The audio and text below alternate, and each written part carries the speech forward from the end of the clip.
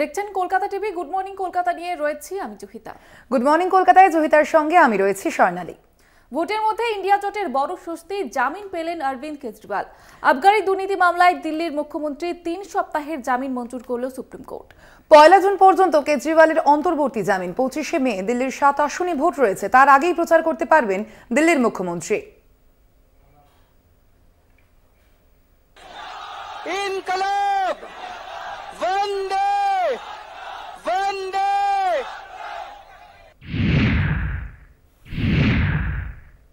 টানা 50 দিন পর অবশেষে স্বস্তি। সুপ্রিম কোর্টে জামিন পেলেন দিল্লির মুখ্যমন্ত্রী অরবিন্দ কেজরিওয়াল। 1 জুন পর্যন্ত অন্তর্বর্তী জামিন মঞ্জুর।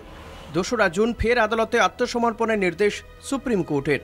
গত 21 মার্চ দিল্লির আবগারি দুর্নীতি মামলায় কেজরিওয়ালকে নিজেদের হেফাজতে নেয় ইডি। পরে ঠাঁই হয় তিহার জেলে। ইডির গ্রেফতারির বিরোধিতা করে সুপ্রিম কোর্টের দ্বারস্থ হন দিল্লির মুখ্যমন্ত্রী। নির্বাচনে প্রচারের অনুমতি চেয়ে জামিনের আবেদন জানান তিনি। শুক্রবার নির্বাচনী গ্রাউন্ডে কেজরিওয়ালের জামিন প্রার্থনা করেন কেজরিওয়ালের আইনজীবী। 5 জুন পর্যন্ত জামিনের আর্জি জানানো হয়, যদিও সেই আবেদনের বিরোধিতা করে ইডি। এর জবাবে সুপ্রিম কোর্টের বিচারপতি সঞ্জীব খান্না এবং দীপঙ্কর দত্তের ডিভিশন বেঞ্চ জানায়, কেজরিওয়ালের অপরাধী মানসিকতা নেই।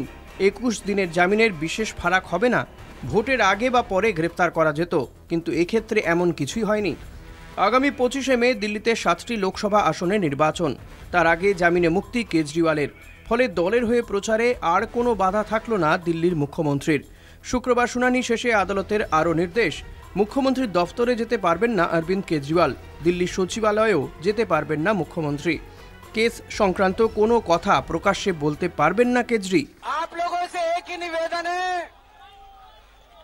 हमें सबको मिलके देश को तानाशाही से बचाना है। मैं तन मन धन से लड़ रहा हूँ, संघर्ष कर रहा हूँ तानाशाही के खिलाफ, लेकिन 140 करोड़ लोगों को तानाशाही से लड़ना पड़ेगा।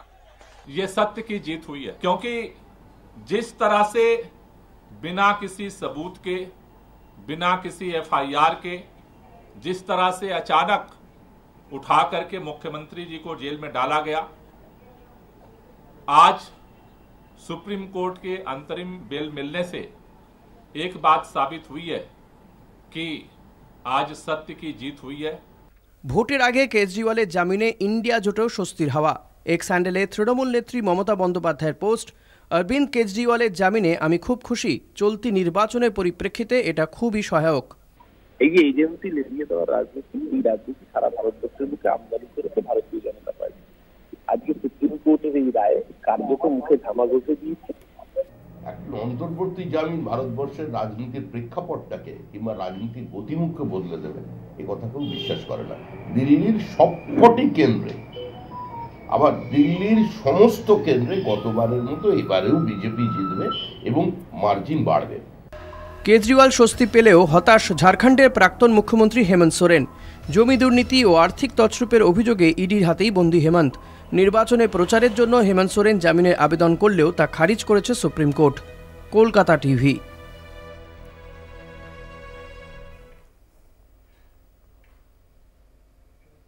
সন্দেশখালীর ভাইরাল ভিডিও নিয়ে বিজেপিকে তোপ অভিষেক বন্দ্যোপাধ্যায়ের। বিজেপির শ্বেতপত্র প্রকাশ করেনি, উল্টে সন্দেশখালীতে সাদা কাগজে সই করিয়েছে। ভুয়ো নির্যাতনের অভিযোগ করা হয়েছে, সেই অভিযোগ জাতীয় মহিলা কমিশনে পাঠানো হয়েছে। রাজনৈতিক স্বার্থে বেছে বেছে তদন্ত হয়েছে। পদ্ম শিবির এবং সিবিআইকে নিশানা অভিষেকের। সন্দেশখালী যে বেলুন এরা ফুটিয়েছিল, বেলুনটা ফুটো হয়ে গেছে। লোকসভা নির্বাচনে এবারও ডায়মন্ড হারবার কেন্দ্র থেকে লড়ছেন তৃণমূলের সর্বভারতীয় সাধারণ সম্পাদক অভিষেক বন্দ্যোপাধ্যায়।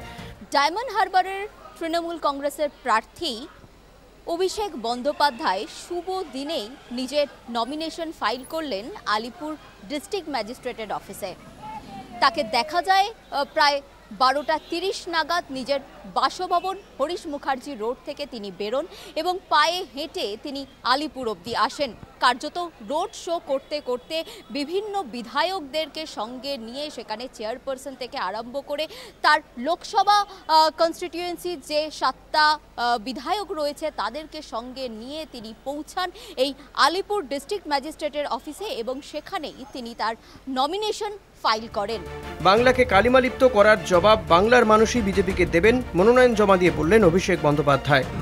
এবং আমার দৃঢ় বিশ্বাস যে বাংলা বিরোধীদের বিসর্জন শুধু সময়ের অপেক্ষা। যারা বাংলাকে কলুষিত, কলঙ্কিত এবং ছোট করার যে নির্লজ্জ পরিকল্পনা করে বাংলাকে বদনাম করেছে, বাংলাকে ছোট করেছে দেশের কাছে, তাদের যোগ্য জবাব মানুষ দেবে। সন্দেশখালীর ভাইরাল ভিডিও ইস্যুতে অভিষেকের তোপে পদ্ম শিবির। বিজেপি শ্বেতপত্র প্রকাশ না করলেও উল্টে সাদা কাগজে ভুয়ো নির্যাতনের অভিযোগে সই করিয়েছে। রাজনৈতিক স্বার্থে বেছে বেছে তদন্ত, সিবিআইকেও নিশানা অভিষেকের। আর যারা অভিযোগ করেছিল তারা বলছে, অভিযোগকারিনীরা প্রকাশ্যে এসে বলছে যে আমাদের সাদা কাগজে, আমি প্রধানমন্ত্রীকে বলেছিলাম শ্বেতপত্র প্রকাশ করুন।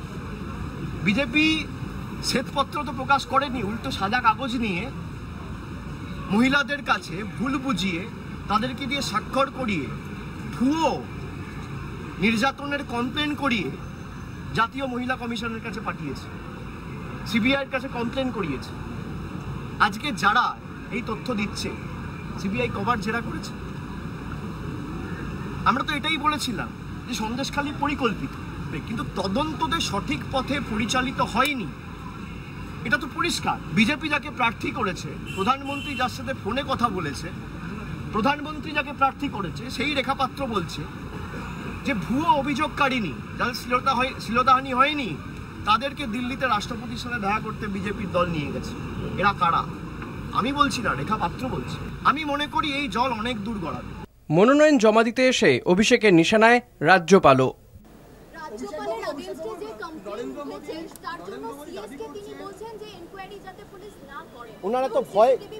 ওনারা তো ভয় কেন?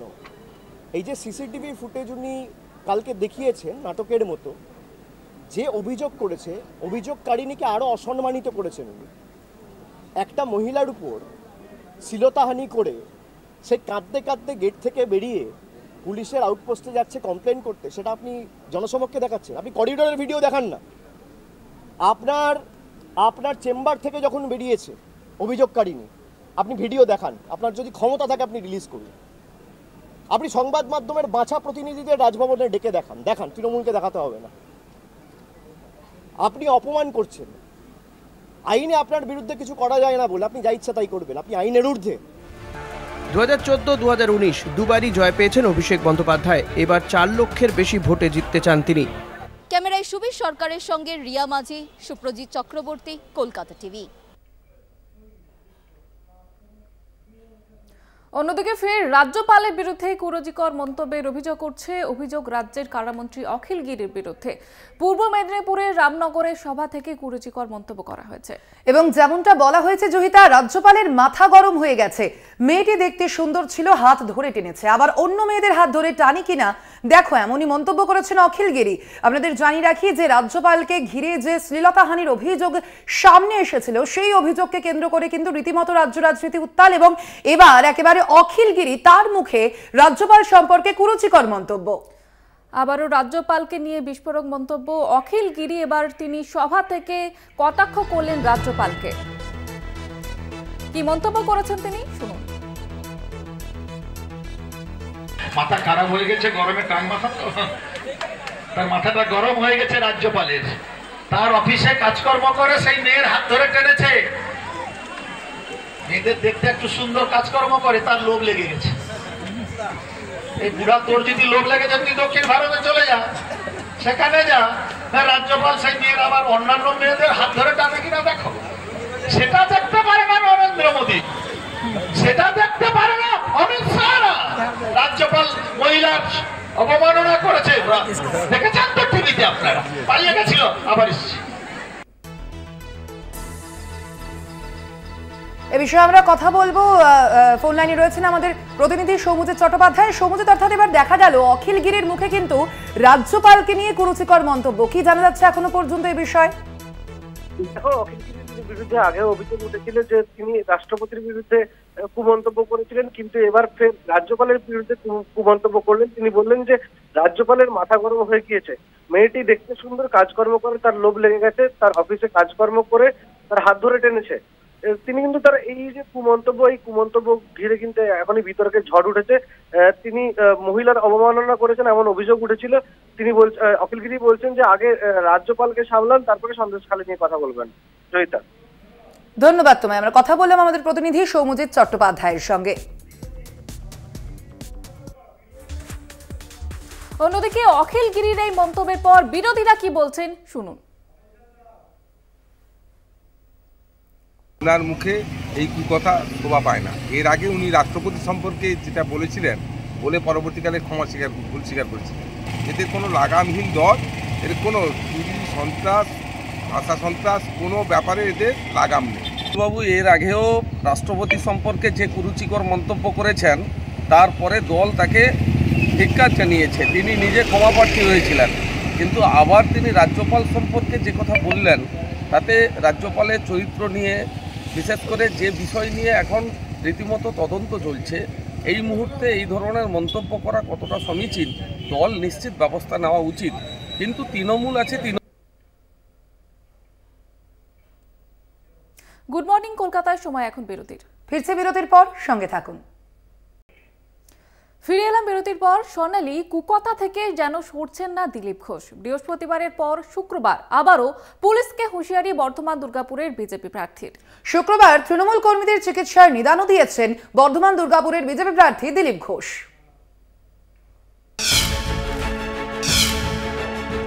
মমতা ব্যানার্জি আসুক আর অভিষেকে আসুক, দিলীপ ঘোষ কিন্তু বর্ধমানে থাকবে, ওরা চলে যাবে। তোর কোন মা বাপ বাঁচায় সেটা আমি দেখব।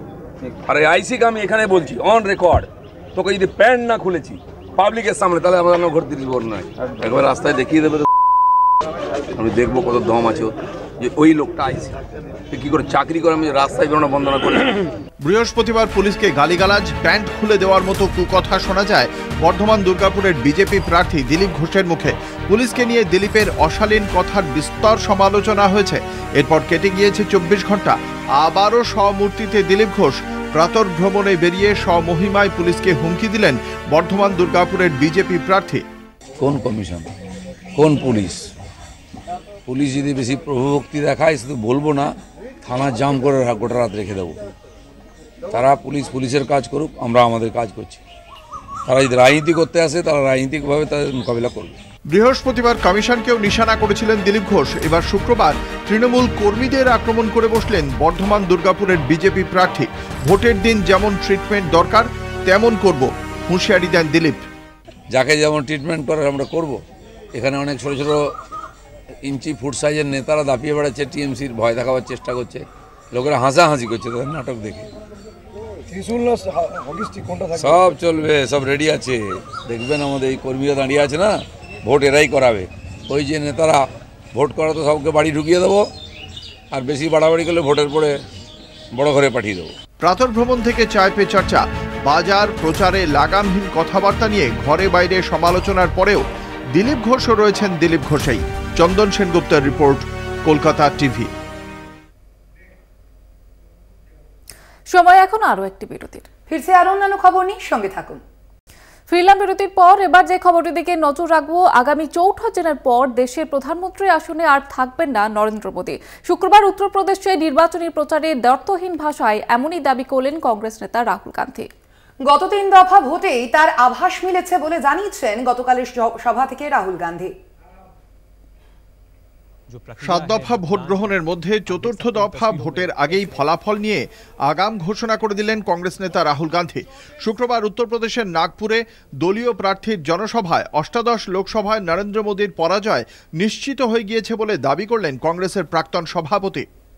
2024